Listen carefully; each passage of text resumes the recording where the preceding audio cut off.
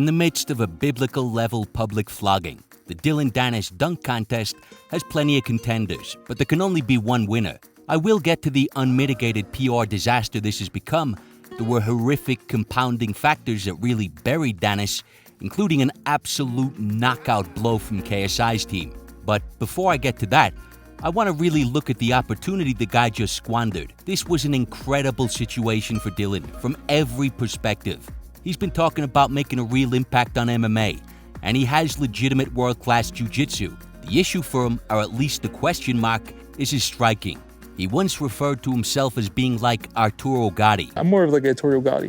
Which is accurate. I honestly can't tell the difference sometimes. I mean, is this Dillon Danis or is it Arturo Gatti? They're like twins in the Arnold Schwarzenegger, Danny DeVito sense. But Dillon was going to make possibly over $1 million to work exclusively on his biggest weakness, in a fight that would raise his profile through the roof against a guy who's not that good. This was a dream come true. And for what? Dillon likes to take shots at Ben Askren, but at least Ben Askren had legit MMA credentials. He had faced down and survived against some great strikers. Dillon really has nothing on his resume. More than anything, this was a chance to leverage his relationship with McGregor and to capitalize on his social media persona. A point Ariel has repeatedly made was that Dillon needed to get away from trolling. I think that we need a shift. We need to go from, because we've gone from bad boy, it was good. Then I felt like it got to be a bit X-Pac heatish. You know what that means? Like change the channel heat. Now I feel like we need to go babyface. We need to turn. If your metric is likability, that is true. But Jesus Christ, if your metric is revenue, our clicks, our engagement, or the creation of opportunities and wealth, his persona had actually worked amazingly well. It was the only part of his game that was working. You know what the worst thing to be though is someone that no one cares about, like Demetrius Johnson. Like no one ever tuned in to watch his fight. It was always just like and then with me, maybe you have a guy like, I can't wait to see Dillon Danis get knocked out tonight. Yeah, that's the best thing. How many heels in wrestling has sold tickets? Yeah, no, that's true. He's right. A guy who, for all we know, couldn't box the lint off a shirt was signed to fight Logan Paul. Done deal. So I was supposed to fight Logan. I don't know if you know this. No, Logan was completely signed. We were done. It was signed. 100% signed. And then he did that match with Roman Reigns. Oh, yeah. And he blew his knee out. Logan pulls out, no problem for Dillon. KSI just dumps another monster opportunity right into his lap. So we might not like it, but that persona was about to pay for a whole new wardrobe from the world's most colorblind designers. There's guys far more deserving would kill for these opportunities. And again, for Dillon, it was the chance to monetize every asset he has while working on his biggest weakness, the career diversion of a lifetime. So why did he squander it in such a monumental manner? You ever seen The Matrix? Yeah, sure. Yeah, so when the Oracle tells him, like, you're the one. I'm not the one. Sorry, kid. Underprepared, missed media obligations, and just an absurd level of disorganization all telegraphed his withdrawal. Of course, we were all expecting to have both fighters here today. We were informed yesterday that Mr. Danis was unable to make his plane. Him not being here shows how little he really is. It's disappointing. You don't have like a main head coach? No. Who's going to be your guy? I coach myself. I don't need fucking help for kids. You're not going to have a corner? I don't know. Maybe. We'll see. Come on. And come January 14th? Yeah, I think by then I'll find someone. But isn't that problematic? I don't know. I don't see KSI being a threat. The writing was on the wall, to the point that Ariel doubted the fight with near absolute certainty. I'm setting the line at minus 9,000. Fight doesn't happen. Dillon Danis versus KSI. Who are you training with? Right now, I just train around different gym. Training around. Very casual. That sounds like he's merged the idea of training with the pastime of hanging around outside his local 7-Eleven. I think it's worth listening to his opponent because it's the perfect contrast in this situation. KSI was saying exactly what you'd want to hear from a fighter at any level. Like you said, you don't need this. So what is your motivation? What is the reason for this? Because I enjoy it. It gives me purpose. There was a period or part of my life where I just felt so empty. I had everything I wanted, but I felt empty. The idea of having so much risk, if I lose, that's it. And then I put all this pressure on And then for me to then turn it into diamonds and for me to be victorious, I don't know, I just love that. It just gives me, purpose in my life. There is something really appealing about these types of goals, where you put in 3 or 6 months' work, culminating in a moment of truth. It's a great thing to orientate your life around in a very intense and all-consuming manner, which KSI clearly was. He appeared to be totally dialed in and committed. Whatever you say about his skills, that type of person is very likely gonna represent themselves to the best of their abilities, do themselves justice in the ring. Dillon never sounded like that. He was talking about the fight like it was a joke. One of the worst things he said was to offer himself a blatant, ready-made excuse in the case of a loss. I don't see myself losing, but I mean, at the end of the day, I'm a jiu-jitsu guy anyway. So you can't use that as the excuse. You can't use that as no, the excuse. But no, And so, even against a boxer of KSI's caliber, and even for all that money, it seems Dillon just didn't have it in him to commit and squandered what might be a once-in-a-lifetime opportunity. As much as people love to hate him, from that perspective, I actually feel bad for the guy. But what does all this mean for his MMA career? We don't know. And there was one mitigating factor in play. Dillon's father passed away right before he signed a fight. I've been through a lot this year. I lost a lot of people, and I lost my dad. I lost. Oh, really? Leandro was one of my close friends. Grieving is tough. It can take a toll, and it could have made a contribution to his scatterbrain preparation. So maybe it won't be a factor in the future. But there is one indication that Dillon just might not have it mentally for either sport, and that is Scott Coker, who was always enthusiastic about the prospect of Danis. When we signed Dillon, it was about being a high-level jiu-jitsu master, getting to the point where he can become a complete MMA fighter. Now, Dillon did have a serious injury, but Scott has tons of experience working with fighters. He knows the toll injuries take. He's also acutely aware of how a serious fighter should sound with regards to their return. And most of his interviews in the last year were clearly full of doubt. Their communications sounded like a half-hearted, jumbled mess of mixed messages. Listen, we would love to have Dillon back, but he's gonna have to, do his part too. Yeah, he's been texting me, all weekend and saying he wants to get back in. He's ready to get back in. So it's gonna be up to him. He's gonna have to really want it. He's gonna train, and he's got to stay active, and he's got to want to come back. And he calls me. He wants to come back, and then sometimes I don't hear from him for months. We can't make him do it. He's gonna want to do it, but right now he's doing something else. He repeated over and over, he has to want it. The implication being, he's not getting that impression from Dillon. So what is it all about? What is Danis in this for? It seems he wants all the trappings, the reputation of a badass. He wants the fame, and he certainly wants the attention, but it doesn't seem like he's possessed by the sport. That is its own critique. Someone who wants fame for fame's sake, the Paris Hilton of MMA. And if that's where he's at, it could be a concern as he moves on to better opponents. A sign that he might buckle, or at least fall short of his potential. The only real sympathy I have for Dillon is in that sense. I can relate to sometimes not being able to meet your obligations. Life presents challenges or opportunities that should motivate you. You should be grabbing with both hands. But sometimes, you just don't have it in you.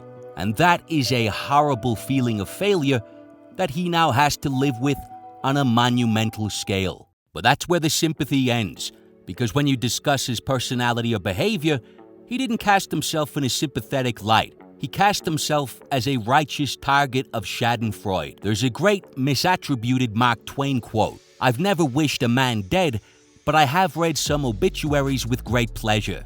Which is what we've seen. People rejoicing in Dillon's downfall are worse. They're hoping that his next trick is a disappearing act. And that's because, on the sidelines, Danis had kept himself relevant, talking and tweeting non-stop shit. He beat Ngannou in a street fight in 30 seconds. You talk about Francis. Oh, come on. I know, but the thing is, I wouldn't mind doing it. A street fight between those two wouldn't even last 30 seconds. Unless you include the 29 seconds it would take Ngannou to wipe the brain matter off his knuckles. Hamzat wouldn't last a round. Paddy Pimblett, another easy win, wants to fight John Jones in MMA. I'll give like $3-4 million to John Jones. If he could beat me in an MMA fight or a grappling match, I'll go back to jail. You can go, but you can come with me. Whoever loses goes to jail. Etc., etc.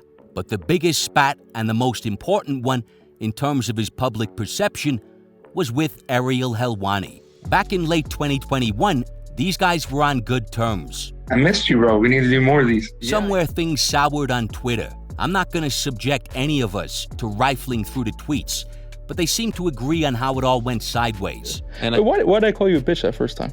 I tweeted that there was a picture of Jake and Drake, and I said that was a big dub. Yeah. And you said, Ariel, stop being a bitch. Every time I would tweet something about Jake Paul, you chime in. It's you and AJ Agazarm. Their bickering continued with Dillon taking shots on social media and Ariel dedicating occasional 20-minute segments to Danis. Bro, you're a jiu-jitsu black belt. You just got submitted by Paul Blart. You got submitted by a guy in the Jersey Shore who's standing outside of a bar. You're a jiu-jitsu black belt. Until eventually, in the lead up to the KSI fight, they had this huge interview. Now, Ariel seemed to have a different perception of this exchange to most viewers, because to be fair, the dynamic wasn't that frosty. It was actually a fun back and forth. Dude, you're the worst for talking shit, though. Yes, you get sensitive, though. The MMA judge wrote your material, and then you started doing I don't know who that is. Hits. You were doing the same hits as Brendan Schaub. If you come at me, I come back at you. Yeah, but you're different, though, because I made like a stupid joke, and then you started coming all crazy when we were friends. No, the one that you got mad about is because I said that you hang out with your wife's boyfriend or something like that. Like I give a fuck what you have to say about. I'm saying, but I'm just saying. Connor is the reason why anyone in MMA knows who you are. I didn't know who you were. That's not true. Oh, that thing. Jeez. When Anthony Taylor knocked you out. Stop it. You talk a lot. You talk a big game. You never train. What? By the way, I feel pretty confident that I could hit pads better than you. I thought they were going to give you. I thought you were actually going to work with us for this fight. They said you were going to be the ring girl. I would say Ariel got the better of it. He had some funny lines in there. My favorite being the following. Is this a pay-per-view? Yes. In the sense that they're going to have to pay us to watch this. But the interview wasn't bad at the time. Dillon was lighthearted. He seemed legitimately open to burying the hatchet. So just an entertaining verbal exchange. But there was a lot of damage done here that really only became apparent in retrospect. Firstly, as usual, Dillon was talking a big game, so his mouth was writing checks that would very quickly bounce. On the next Arrested Development. Yeah, I know, but it's different because it's easy to hate me, you know, because everybody wants to be me, all the fighters and all that. So it's easy. Whenever you talk shit about me, they're just going to jump on the bandwagon. I'm still the most relevant 2-0, and I'm about to make the biggest bag of anybody in MMA, right? So we come outside, they have Hassim's camps trying to fight me, and then there was like a bunch of boxing guys that want to do it, and then a bunch of YouTubers all just trying because they know that I'm the fucking, you know, the king, and they're gonna get clicks after. You know it's true. I run London too, so. What does that mean?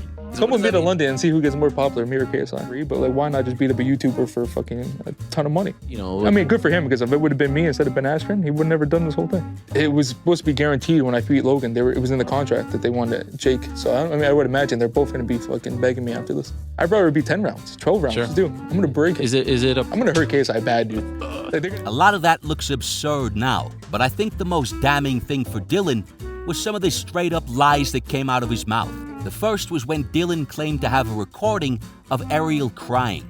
Now this was playful, he's goofing on Ariel, but there's no doubt this is a lie. I mean, Ariel practically begged him to play the recording, and Dillon very quickly backed down. I feel bad, did you call me crying one time? I still had the fucking thing. Oh, fuck up. Don't do the lies. Don't do the lies. You do. The second lie in 5 minutes. You have a lie detector? Pull it out. I actually have a new phone. There's just no way he wouldn't have posted the recording if it existed. It just sounds like a blatant lie, albeit a pretty inconsequential one. I mean, he's goofing on Ariel. That's it. Yeah, you gotta roll with the punches. I roll with the punches. I might give some back. Yeah. You don't see me crying and me hurting. Later in the interview, Dillon made a much more significant claim about having evidence that Jake Paul's fights were fixed. That's a serious accusation, which Ariel asked him to substantiate. Dillon basically confirmed his source as being Shane Mosley. He also slipped in the idea that Jake may have done something with Mosley's wife, which seems to have slid under the radar. You think TMZ would be all over that? You said that you had evidence that Jake's fights are rigged. I can show it to you. I don't want to say the name because the guys, I mean, he only had a previous trainer that everybody can kind of put 2 and 2 together. Supposedly apparently gave you this fucked over information. something with his wife, or like he did something, or I don't know, something happened. They had a falling out. Shane Mosley? I'm not gonna say yes or no. I mean, why? I'm just trying to think of who Jake is trained with. Okay, so it is Shane Mosley. I'm not gonna get. He doesn't want the drama. I know. I kind of just gave it to him. Yeah, you just did it. You just said yes. How would this guy know if he's no longer training him? Because he trained them for a couple of the first fights, and he knows how Jake operates. This one's a little trickier to riddle out. He was a lot more confident here with regards to the idea of substantiating that claim. which he almost did. Like, Jake won't fight someone unless he knows he's gonna win or if they have a handicap. I don't remember the messages. This is when we were supposed to fight. Pull him out. The second time. No, because then it's obvious. You just said the name and I'm not gonna. Oh, stop it. That's for him, that could be incriminating. Like, I could show you it so you know I'm not lying. I have the receipts. Okay, but I'll show you so you know I'm not lying. No, show me. Go ahead. Okay. Here we go.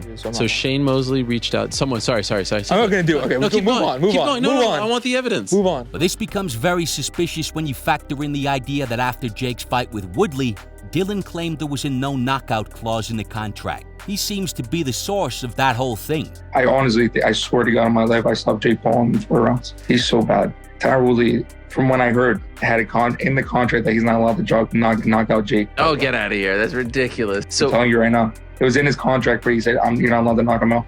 Doesn't sound like the type of thing you can put in writing. And USA Today later reviewed that contract and found no such clause. On top of that, Jake actually included a $500,000 knockout bonus in the contract for their rematch. You know, there's been this rumor going around about a no knockout clause in my contracts, which I'll be in jail for rigging fights. It's illegal.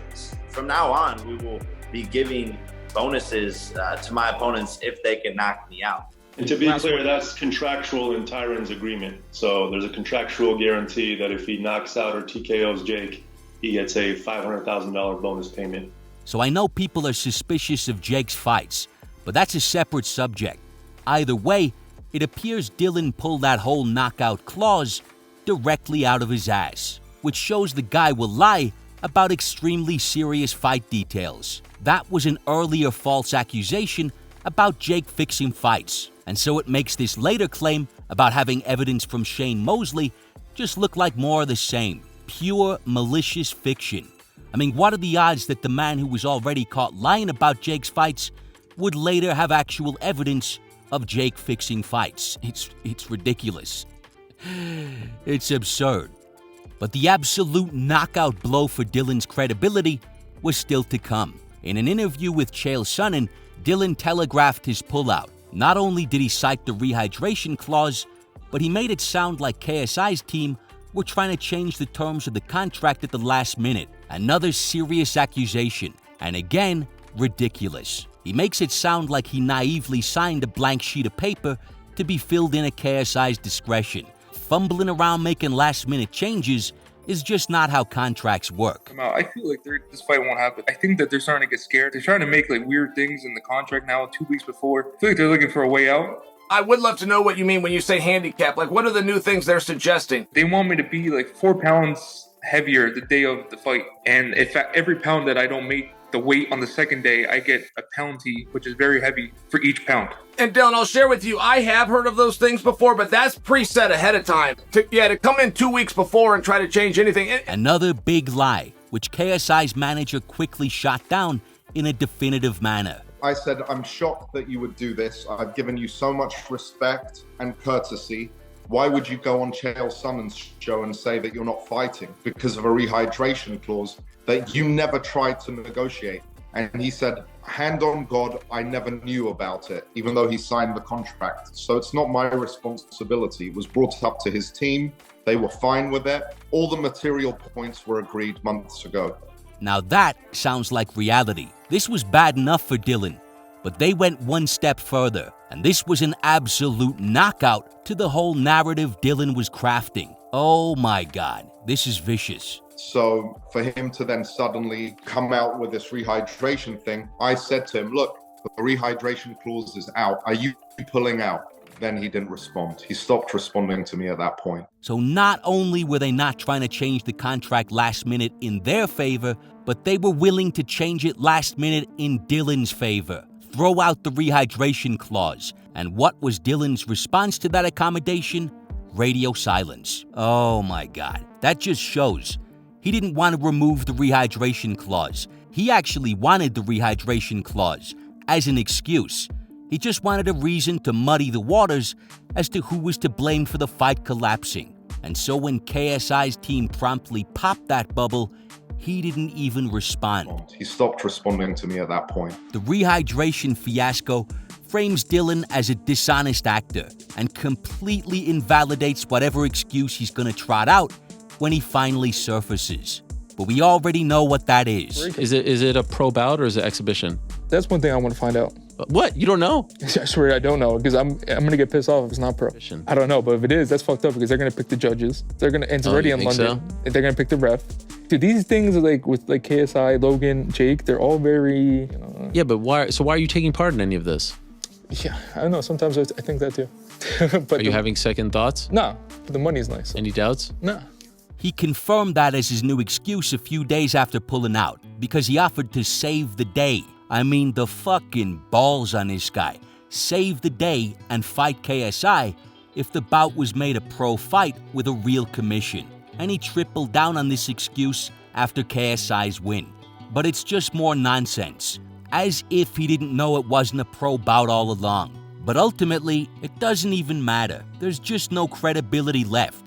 There's no more spin to put on things, and there's nobody left to believe him. Whatever he comes out with is going to be so transparently an excuse, it'll only serve to further annoy fight fans for insulting our intelligence. And yet, with no cards left to play, he insisted that the truth will shock everyone. Oh my God. What is it? What's so shocking? A no knockout clause? They wanted him to wear a dress and box in high heels. At this point, it really seems the only plausible thing that was in that contract that was totally unbearable for Dillon was the idea that they wanted him to show up at a certain date and time and throw hands in a ring like he'd agreed to do.